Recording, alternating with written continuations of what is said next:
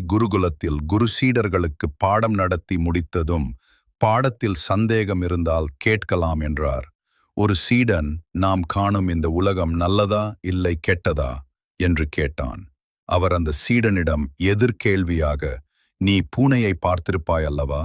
அதன் பல்லால் நன்மையா தீமையா என்று கேட்டார்.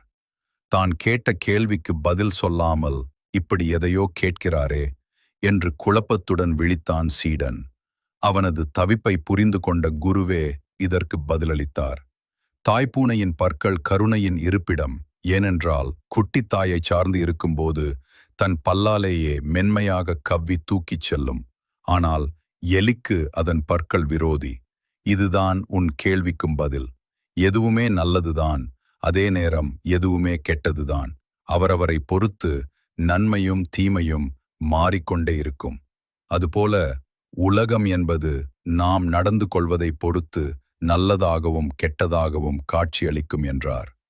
சீடனுக்கு குருவின் பதிலும் புரிந்தது. உலக நடப்பும் புரிந்தது.